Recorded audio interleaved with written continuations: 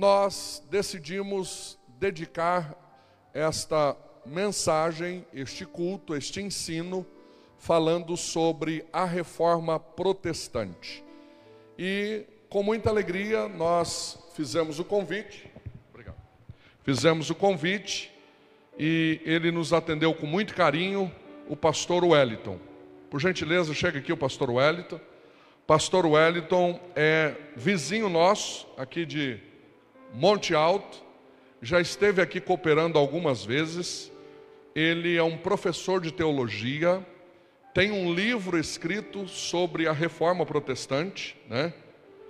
Da reforma à deforma, e da deforma à reforma, e da reforma à atualidade. Então, ele entende deste assunto e aceitou o convite de estar ministrando esta aula para nós. E nós estamos muito felizes. A igreja está feliz? Quero dizer um amém? Vamos estar sobre os pés e receber o servo de Deus que estará entregando estes conselhos da parte de Deus aos nossos corações. Fica na liberdade. Glória a Deus. Amém, meus irmãos. A paz do Senhor. Para mim é uma grande alegria poder estar juntamente com a igreja, para juntos glorificarmos e exaltarmos o nome do nosso Salvador.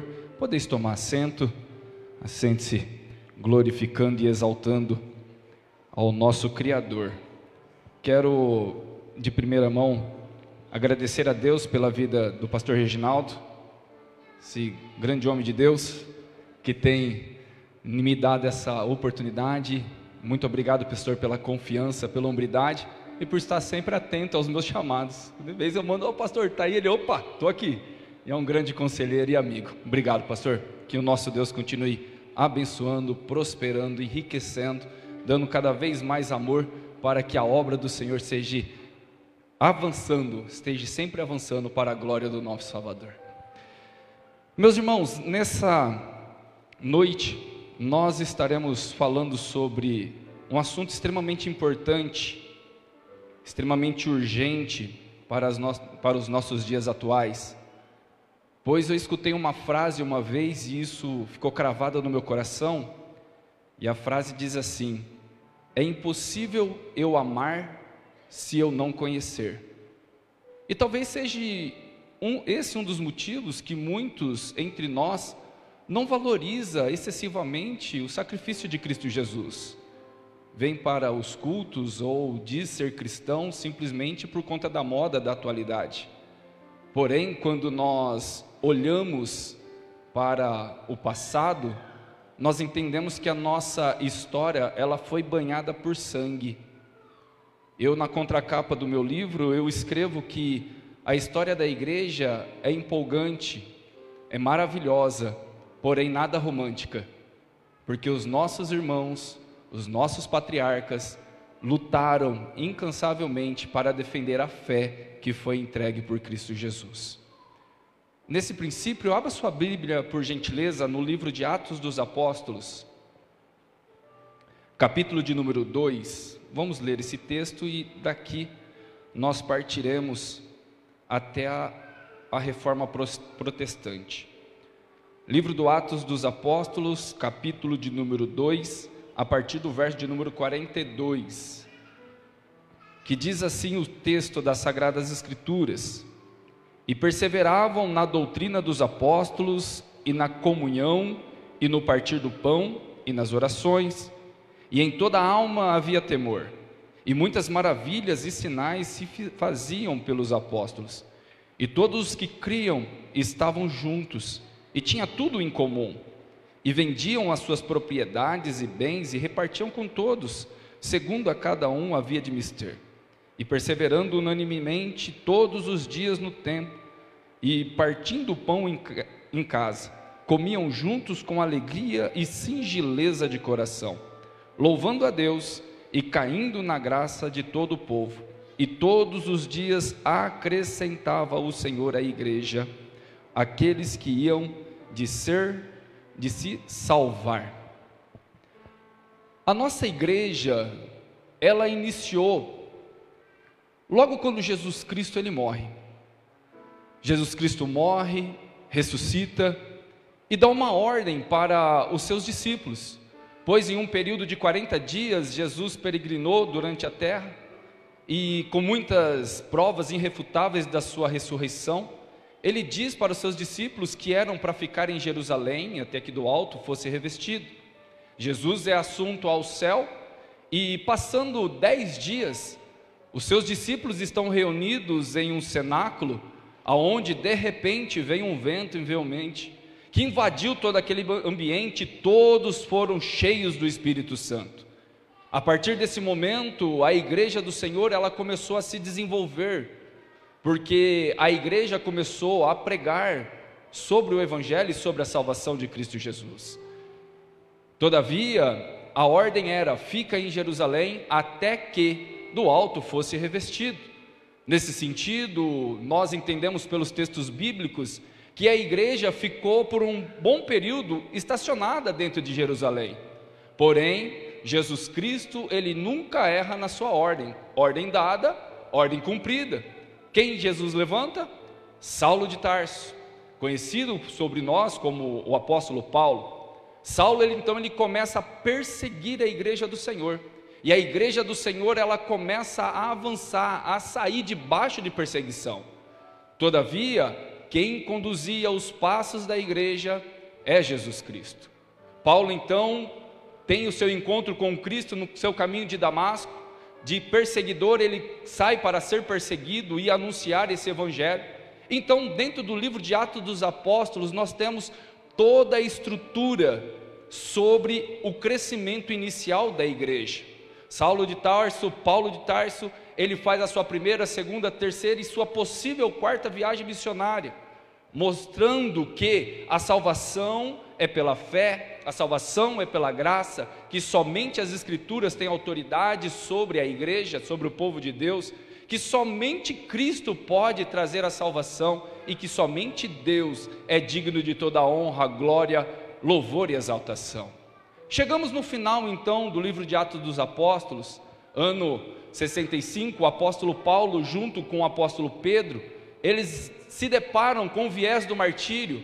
São Paulo é decapitado, segundo a história, Pedro ele foi crucificado de ponta cabeça a mando de Nero, e a igreja nesse primeiro século, ela começou a crescer debaixo de flagelo, porque a perseguição contra os nossos irmãos a cada momento se intensificava. As heresias já estavam começando a bater a porta da igreja, tanto os agnósticos como os nicolaítas, que é discutido lá no livro do Apocalipse. Essas heresias começaram a querer minar e manchar aquilo que Jesus Cristo tinha estabelecido sobre o seu povo. Quando então nós chegamos no ano de número 100, só existe um apóstolo vivo, João então ele é preso, ele é solto e morre em Jerusalém de morte natural. Chegamos no final de um período chamado de tradição apostólica e damos então agora início a um colégio chamado patrística. Nesse período a igreja do Senhor ela começa a andar sem a influência dos apóstolos. Ou você está achando que a igreja nasceu ontem? Não, a nossa igreja ela tem história. A nossa fé tem história. E o primeiro século foi manchado então com muito sangue. Só que o início do segundo século não foi diferente, porque a intensificação do Império Romano cada dia mais, a cada momento mais se agravava. Naquele período, ser cristão era assinar um atestado de óbito, era já colocar o seu pescoço à degola, porque naquele período muitos dos nossos irmãos foram crucificados, foram empalados, foram queimados, foram atrocidados pelos dentes dos leões. Muitos dos nossos irmãos foram exterminados, ao ponto de Tertuliano, um dos pais da igreja, dizer que o sangue dos mártires é a semente da igreja.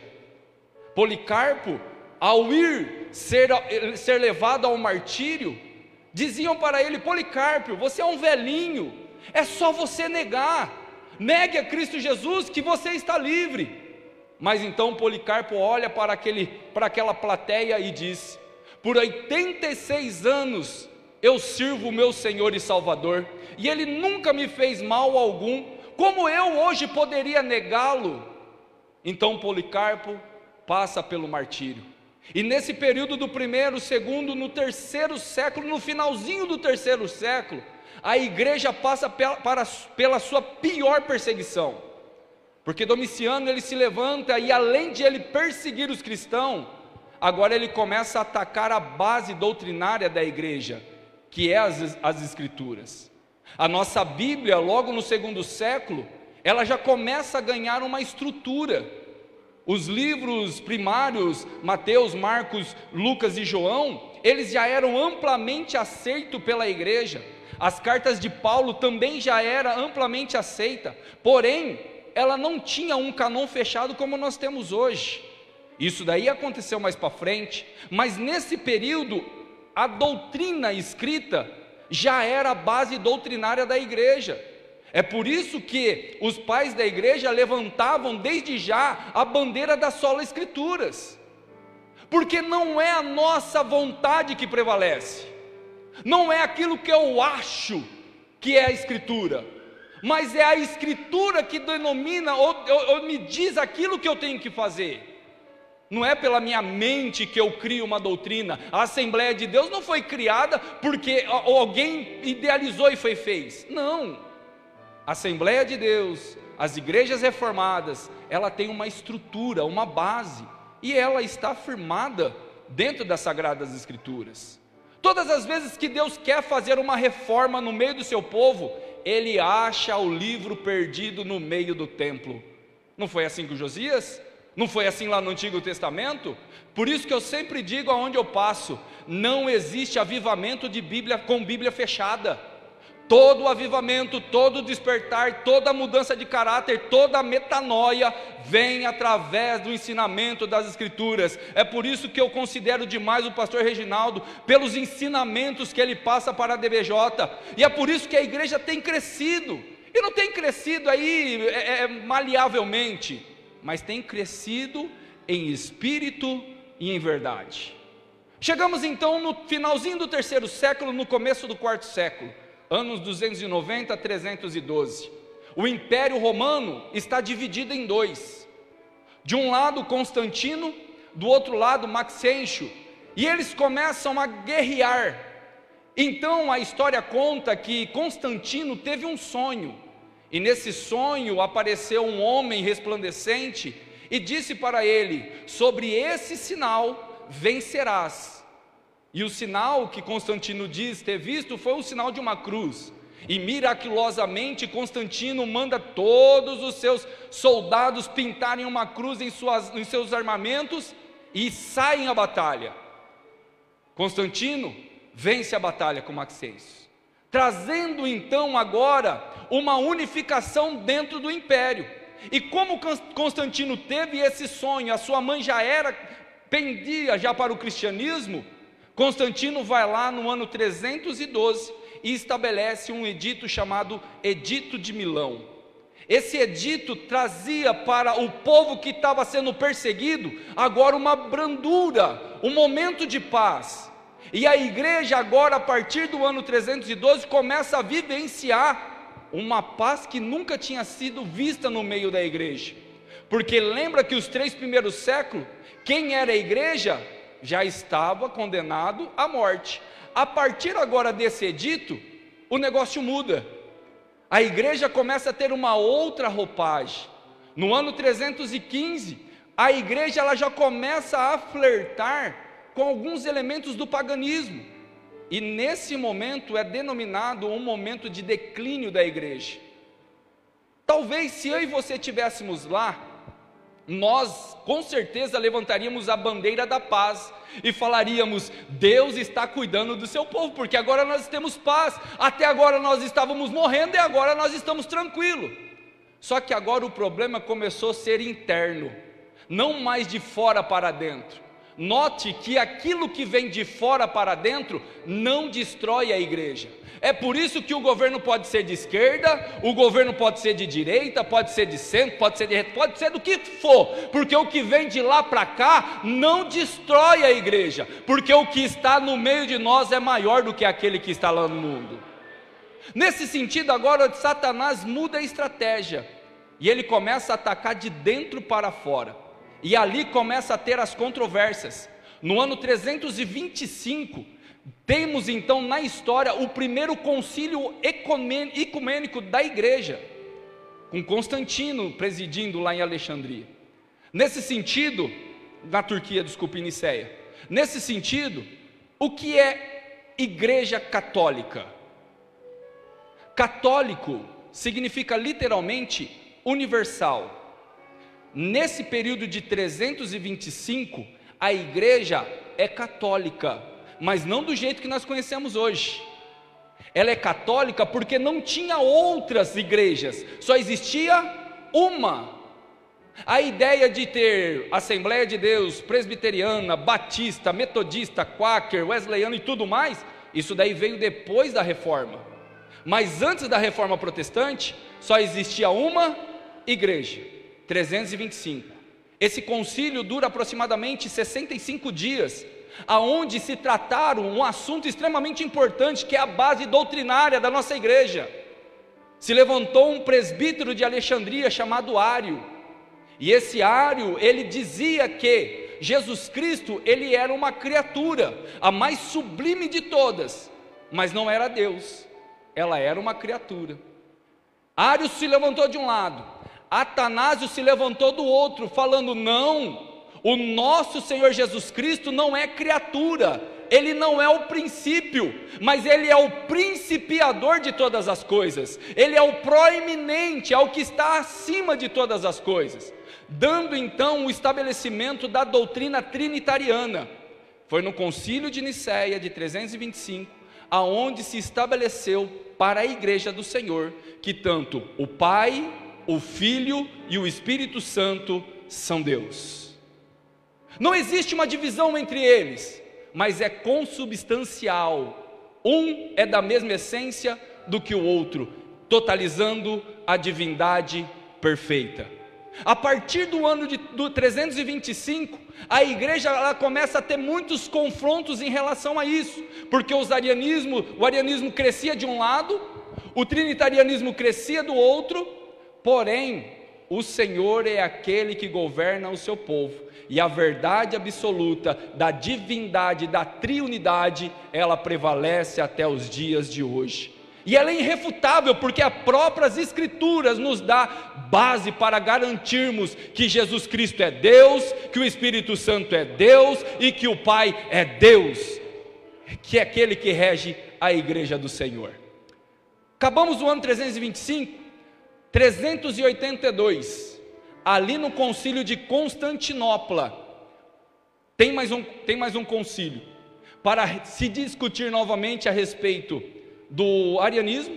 Só que no ano 382, se estabelece o fechamento do cânon da Bíblia. A nossa Bíblia, ela só foi fechada com seus 66 livros no ano 382, e nesse ano 382, nós temos um problema.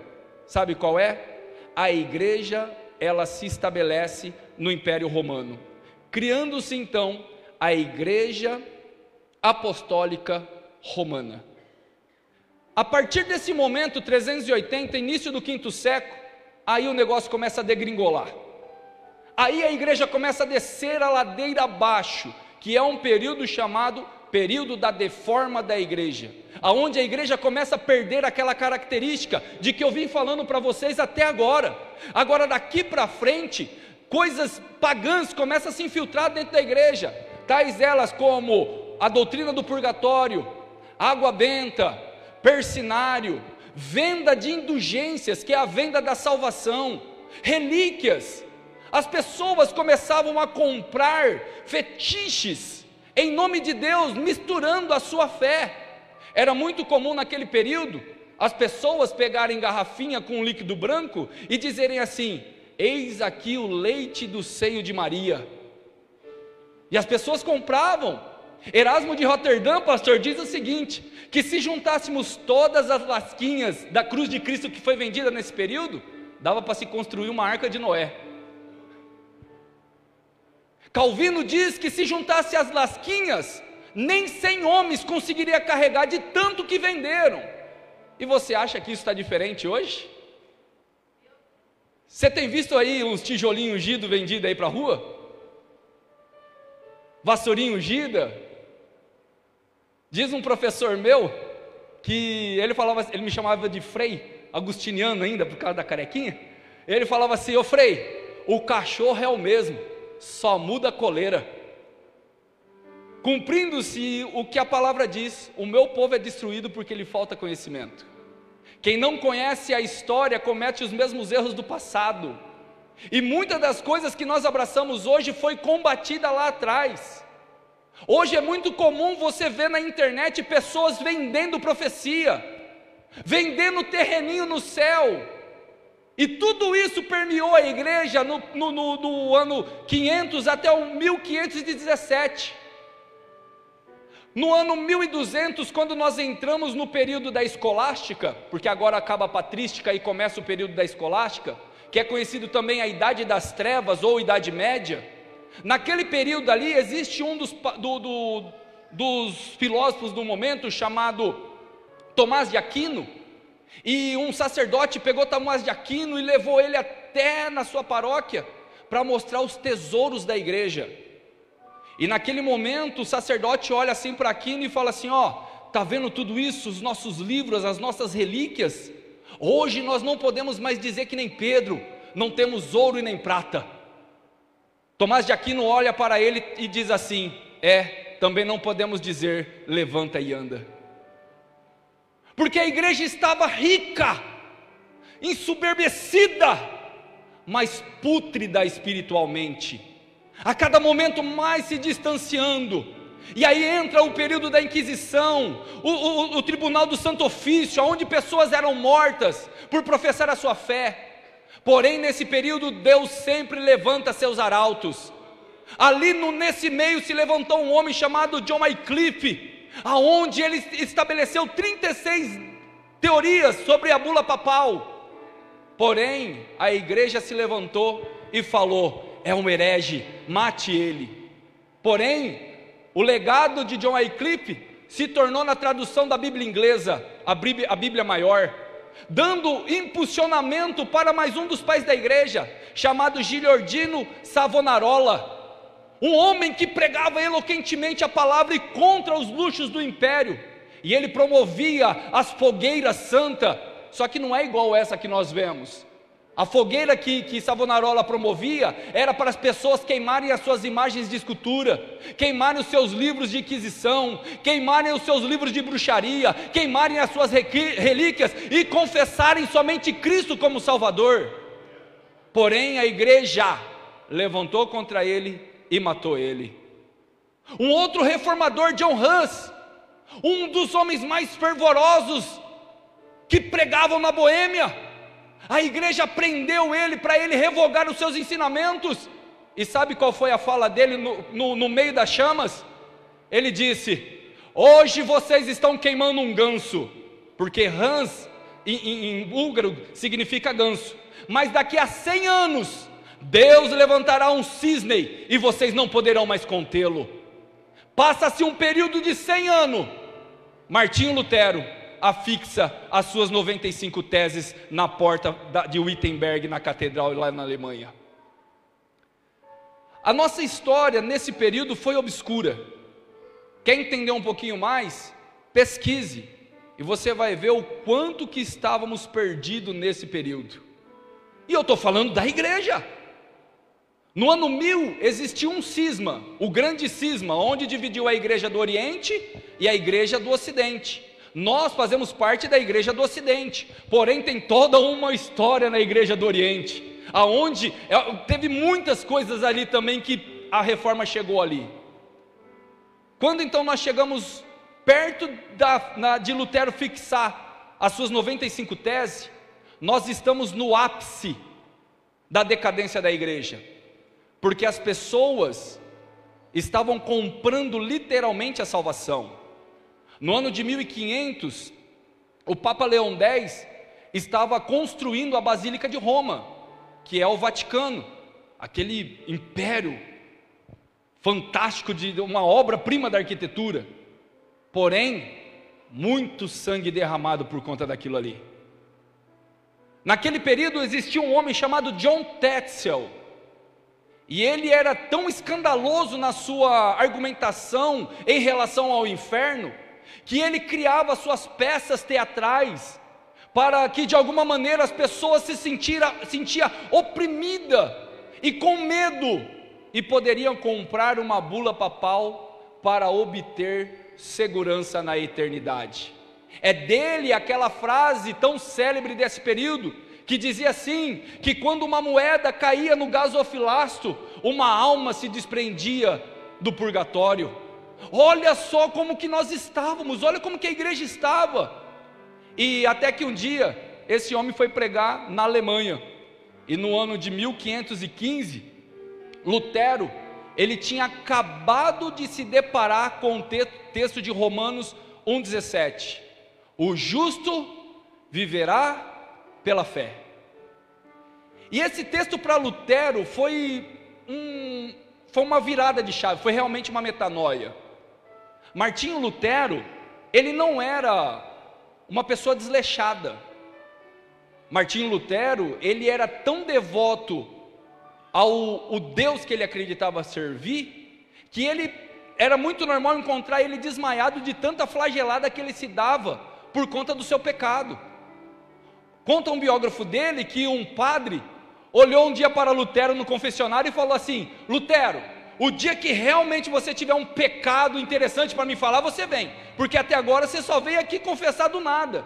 Para você entender a penitência que Lutero tinha, a religiosidade que Lutero tinha.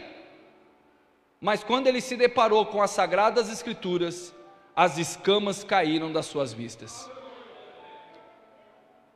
1516, Lutero está subindo as escadas de Roma, de joelho, quando de repente vem uma voz intensificada no ouvido dele e dizia: o justo viverá pela fé. Lutero se levantou, e nesse período o John Tetzel estava vendendo as suas indulgências. Lutero então ele se levanta como um homem muito fervoroso e começa a pregar contra as indulgências, falando que não, a salvação não é por compra, por legalidade, mas é pela fé, é pela graça. Lutero então, ele vai lá e afixa então, no ano de 1517, as suas 95 teses na porta da Catedral de Wittenberg. Aquele lugar, dia 31 de dezembro, interessante, né? 31 de dezembro, Lutero afixa estrategicamente, porque era comum aquelas portas, eram referência para discussão acadêmica. Lutero escreve as suas 95 teses, fixa lá, para poder discutir academicamente os desvios da igreja daquele momento, porque Lutero queria arrumar a casa dele. Ele não tinha ideia que ia acontecer o que aconteceu, mas graças ao bom Deus que não é o homem que domina a história, né? Graças ao bom Deus, é o nosso Deus que domina a história. Quando Lutero fixa as suas 95 teses e vai embora, quando ele volta no outro dia, cadê o papel? Os camaradas foram lá, cataram o papel, levaram, imprimiram e distribuíram para toda a rede circunvizinhança. Foi aí então que explodiu a ideia da reforma, a ideia de mudar alguma coisa, porque até o momento a igreja ela tinha o domínio da ciência, ela tinha o domínio da arte, ela tinha o domínio da matemática, da finança, da medicina e até da salvação, porque a bula papal funcionava assim: se você pagasse R$1.000, você livraria aí um tio lá do purgatório. Se você pagasse R$10.000, você já tinha aqui um monte de pecado perdoado. E se você pagasse uma quantia boa mesmo, você já tinha a alforria, já se podia pecar quando você queria, porque você já estava com a garantia da tua salvação. Então, meus irmãos, a igreja do Senhor estava deformada. Deu para entender o porquê precisamos de uma reforma naquele período? Vocês entenderam o desvio que a igreja estava?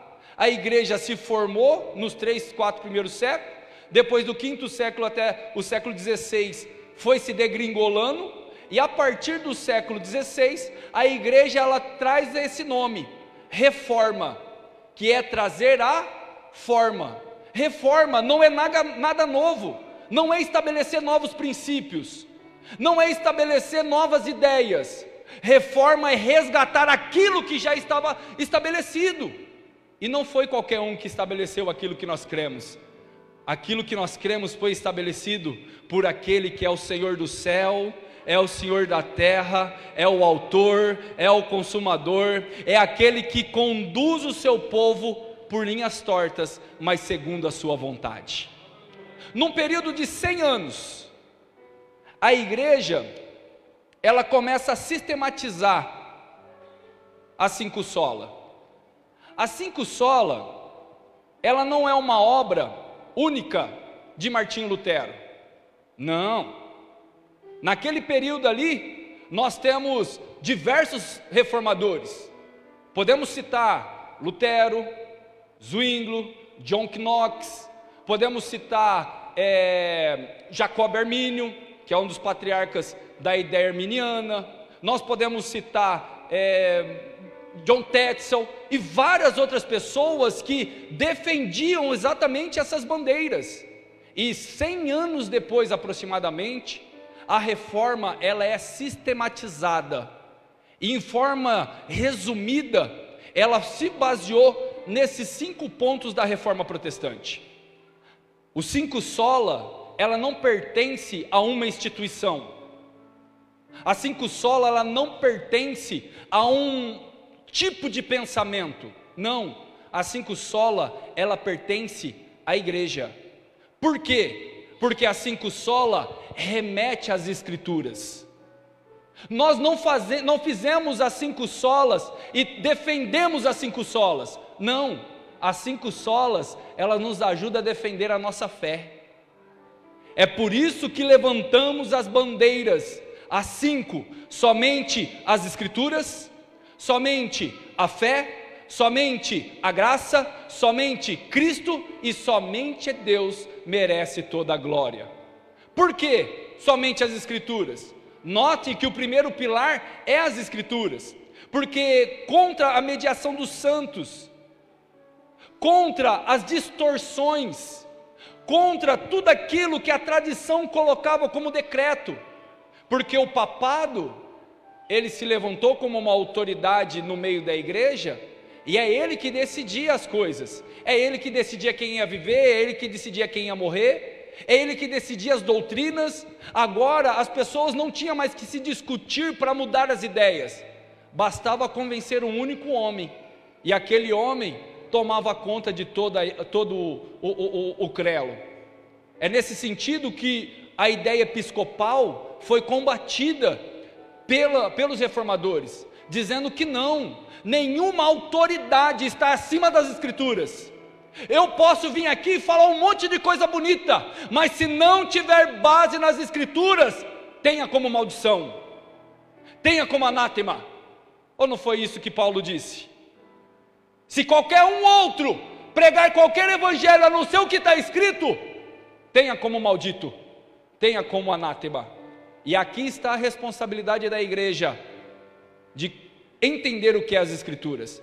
Irmãos, eu não estou falando de bacharel de teologia não, eu não estou falando de curso básico, médio, avançado, sistemático não, eu estou falando de leitura simples das escrituras, porque as escrituras, ela tem poder para nos orientar. Nas escrituras você encontra paz para a tua alma, nas escrituras você encontra conselho para o teu matrimônio, nas escrituras você encontra descanso para a tua alma, nas escrituras você encontra saúde para o seu corpo físico, porque as escrituras é suficiente para redarguir. Não é isso que Paulo escreve ao Timóteo, dizendo que toda a escritura é inspirada e apta para redarguir, para ensinar, para corrigir, porque nós andamos em caminhos tortos, mas pelo conhecimento das escrituras, Jesus Cristo nos coloca no verdadeiro caminho, porque Ele é o caminho, a verdade e a vida, e ninguém vai ao Pai senão por Ele.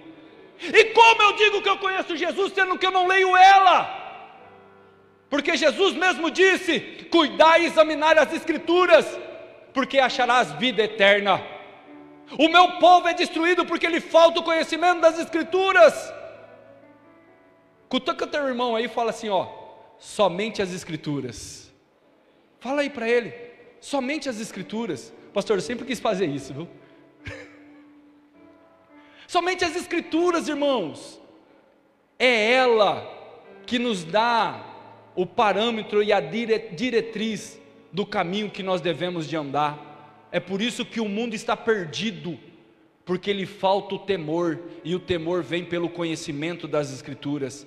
Se você saber o que as escrituras diz, até a tua oração vai funcionar, porque você ora, pede e não recebe, porque pede mal, pede para gastar com seus deleites. Mas João nas escrituras diz o seguinte: se nós orarmos a Ele, segundo a sua vontade, Ele nos atende. Quando eu entendo que as escrituras me ancoram, que Jesus Cristo contribui e trabalha para mim, eu descanso, porque eu sei que todas as coisas cooperam para o bem daqueles que amam ao Senhor Jesus Cristo. A segunda bandeira é somente a fé, porque lembra que eles estavam se ancorando nas relíquias, na venda de objetos ungidos, na venda de salvação e tudo mais. Os reformadores levantaram dizendo: não, o homem só é justificado pela fé. Pois Paulo aos Romanos capítulo 5 versículo de número 1, ele diz: pois agora justificados mediante a fé, temos paz com Deus. A justificação não é um ato meu, eu não tenho participação. A justificação é um ato direto de Deus, é Ele que nos faz justo, não porque nós merecemos, porque Paulo disse aos Romanos falando o seguinte, que Deus Ele nos justificou e nos salvou quando nós éramos ainda inimigos, quando nós estávamos mortos, como nós lemos aqui na leitura hoje em Efésio, porque estávamos mortos e Ele nos transportou para a vida. Eu e você não tínhamos condição de algum de falar: eu vou me salvar, ou eu vou ajudar Jesus na minha salvação. Nós não tínhamos essa condição, e por isso que nós temos motivos mais do que suficiente para glorificarmos hoje, porque foi o Espírito Santo que nos atraiu para essa casa nessa noite, porque a nossa vontade nem aqui era para estar. Na nossa vontade nós estaríamos em qualquer outro lugar, mas como a obra primária do Espírito Santo é convencer da ira, do juízo, nós estamos aqui com as nossas mãos santas levantadas, sem ira e sem contenda, para glorificar e exaltar somente a Ele, porque é somente pela fé que seremos salvos. A outra bandeira é somente a graça, combatendo a ideia de que o homem pode cooperar na sua salvação. A reforma declarou que a salvação é um dom gratuito de Deus, não resultado do nosso esforço. Os pais da Assembleia de Deus, Daniel Berg e Gunnar Wingre, eles levantaram essa bandeira dizendo que o homem é insuficiente para ele mesmo, e que se nós estamos aqui é pela graça, porque como Paulo disse aos Efésios, pela graça sois salvos, e isso é dom de Deus. Não vem de vós para que nenhum homem se glorie, não vem de obras para que ninguém chegue lá e fale assim: eu estou aqui porque eu sou bonzinho. Bonzinho? Que é isso, irmão? Quem somos nós? No céu entra pecado? Sim ou não? No céu entra um pecado? Sim ou não? Não, né? Você sabia que a psicologia diz que nós temos em média, de 50 a 60 mil pensamentos por dia? Dependendo da pessoa ansiosa, ela vai bater um pouquinho mais para lá. Mas vamos supor que eu sou uma meba, eu sou mais uma meba, e eu só tenho 10 mil pensamentos por dia. É pouco comparado à média, não é? 10 mil. E vamos supor que desses 10 mil, só 3 pensamentos meus são errados num dia. Só 3. De 10 mil, 3 é pouco, não é? É ou não é? É pouco, né? De 10 mil, 3 pensamentos. Agora imagine de 60, 3. É pouco ainda. Mas começa a somar isso daí. 3 vezes 30, 90. 90 vezes 12, 1080. 1080 vezes média 40 anos, são mais de 40 mil pensamentos errados, sem você perceber. Será que você vai poder chegar no tribunal de Cristo e falar assim: eu sou santo? Eu posso me justificar porque eu sou bonzinho? Se você disser que não tem pecado, João diz o quê? Você faz de Deus um mentiroso. Uma coisa é você falar que eu sou mentiroso, outra coisa é você falar que Deus é mentiroso, porque todos pecaram, destituídos estão dessa glória. O homem é insuficiente para a sua salvação, mas Paulo vai trazer um bálsamo para o nosso coração, no capítulo de número 4 de Romanos, aonde ele mostra que a graça é independente da nossa força, é independente dos nossos méritos, é independente do nosso julgamento, porque Abraão foi justificado pela graça antes da circuncisão, foi justificado pela graça antes da lei, foi justificado por Deus, cumprindo aquilo que João disse: Deus nos amou primeiro, por isso que nós o amamos. E Jesus Cristo prova o seu amor para conosco, em que Ele morreu por nós, sendo ainda nós pecadores, indignos. O salmista diz que a redenção de uma alma é caríssima, e ninguém poderia dar o resgate pelo seu irmão, porque os seus recursos se esgotariam antes. Somos insuficientes para a salvação. E a pergunta fica: então como serei salvo? Eis aqui a resposta: pela graça, e pela graça somente. Não é por compra de indulgência, não é pelo esforço do homem, não é porque eu sou bonzinho que serei salvo, mas eu sou salvo porque eu fui convencido por Ele, para eu ter agora uma vida de santificação. Eu faço boas obras não para ser salvo, eu oferto, eu dizimo, eu ajudo não para ser salvo, mas eu faço isso porque eu já fui resgatado por aquele que me amou primeiro. Nós estamos aqui porque fomos convencidos pelo Espírito Santo, porque a graça chegou até a nossa casa, e por isso estamos felizes nessa noite. A quarta sola é: somente Cristo, contra a mediação de santos e sacerdotes.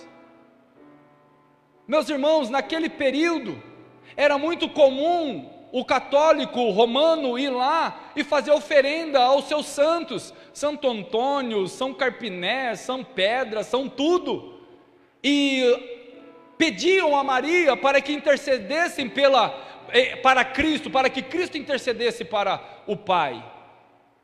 Os reformadores levantaram falando: não, nenhuma mediação é suficiente, porque o próprio Cristo disse: ninguém vem ao Pai senão por mim. Paulo disse que Jesus Cristo é o único intercessor e mediador entre Deus e os homens. O Espírito Santo é o único que pode interceder com gemidos inexprimíveis ao Pai. O Espírito Santo é o único que entende qual é a intenção de cada coração. É por isso que aqui você pode levantar a mão, rodopiar, fazer o que você quiser, mas se o seu coração estiver cheio de promiscuidade, você é um hipócrita. Você pode rolar no chão, gritar para todo mundo ver, mas do que adianta convencer o mundo inteiro e ser reprovado aos olhos daquele que tem um olhar como chama de fogo? Porque é com esse que daremos conta, é para esse que iremos nos dobrar. É o Cristo que não está mais morto, mas está vivo para a glória. É o Cristo que foi morto, mas ao terceiro dia ressuscitou e está à destra do Pai, até o ponto exato para vir buscar o seu povo. Vocês tiveram um mês aqui de escatologia e vocês sabem Quem é o Cristo que voltará para buscar o seu povo? Vocês já entenderam que Jesus Cristo, Ele é o leão da tribo de Judá, Ele já não é mais o cordeiro mudo, Ele já não é mais aquele que foi flagelado, vilipendiado.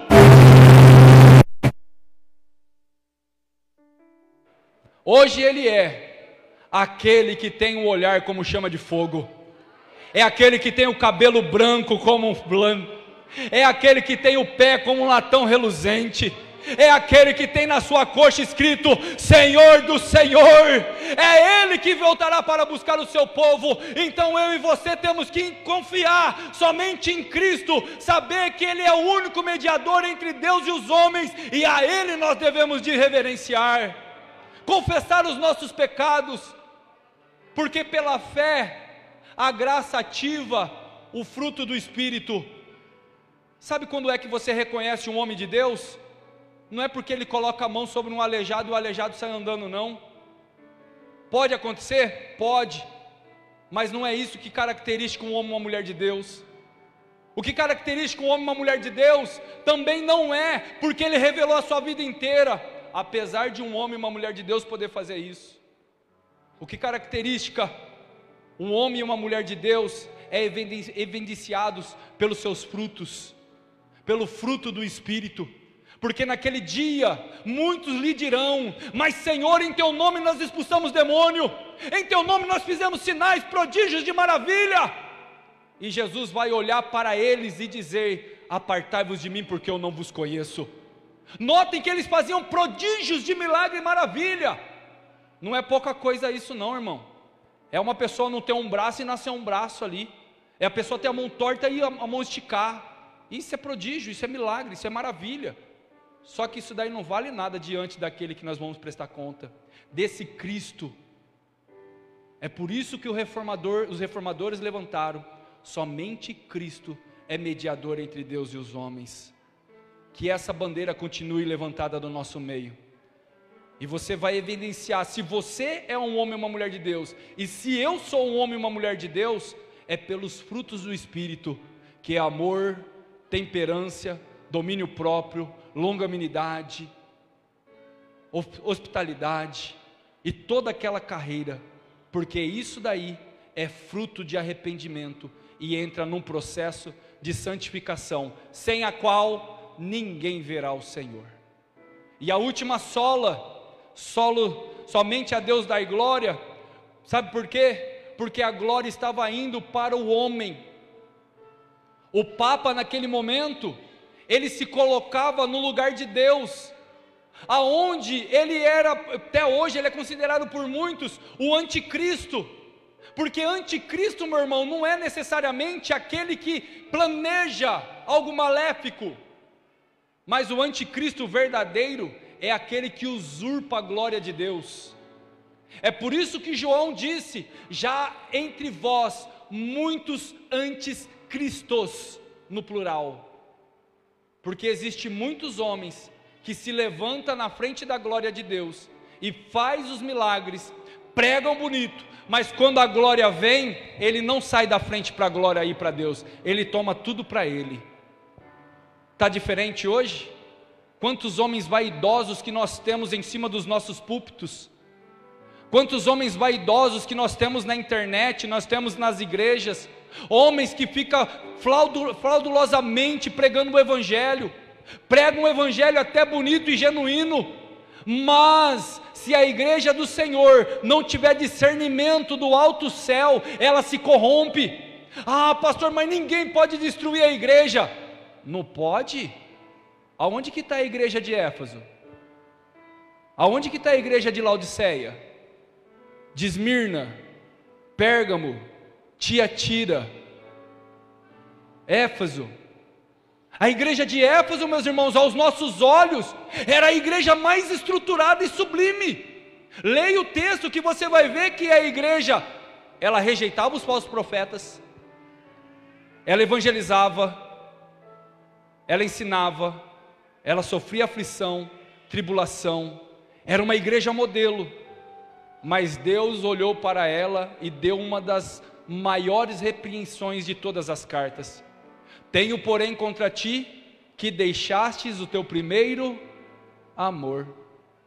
Deixar o primeiro amor aqui não é deixar de fazer as coisas, porque eu posso ser um ativista dentro da igreja, pregar de segunda a segunda, trabalhar em todos os departamentos, evangelizar, fazer tudo o que eu tenho que fazer, porém, sem ter o amor em primeiro lugar. Quer pregar? Pregue, mas coloque o amor em primeiro lugar. Quer evangelizar? Evangelize, mas coloque o amor em primeiro lugar. Quer lavar o banheiro? Lave, mas coloque o amor em primeiro lugar. Quer cozinhar? Cozinhe, mas coloque o amor em primeiro lugar. Quer trabalhar? Trabalhe, mas coloque o amor em primeiro lugar. Porque quando nós colocamos o amor em primeiro lugar, nós fazemos jus a essa última sola: somente a Deus a glória, porque Ele é amor no nosso meio. A glória é para Ele, e quando nós fazemos por amor aquilo que fazemos, Deus estende as suas mãos e conduz o seu povo debaixo da prosperidade, debaixo da paz, debaixo do descanso, mesmo em meio à aflição, porque a tristeza, segundo Deus, opera para a salvação de todos os homens. Por isso nós levantamos a bandeira, e eu encerro aqui: somente as Escrituras, porque ela é suficiente para nos doutrinar. Somente a fé, nenhum tipo de relíquia pode nos levar até Deus. Nada do que fizemos pode interceder por nós. Somente a graça, porque eu e você somos insuficientes para essa salvação. Somente Cristo, porque Ele é digno de todo louvor, e é Ele que pagou o preço. E somente a Deus dai glória, porque Ele é digno de toda glória, louvor e exaltação. E se eu puder acrescentar mais uma sola aqui, porque isso aconteceu uns séculos depois, que é solos o Espírito. No ano de 1900, a igreja tem um reavivamento espiritual, aonde o Espírito Santo soprou lá nos Estados Unidos, enchendo o coração do fervor espiritual.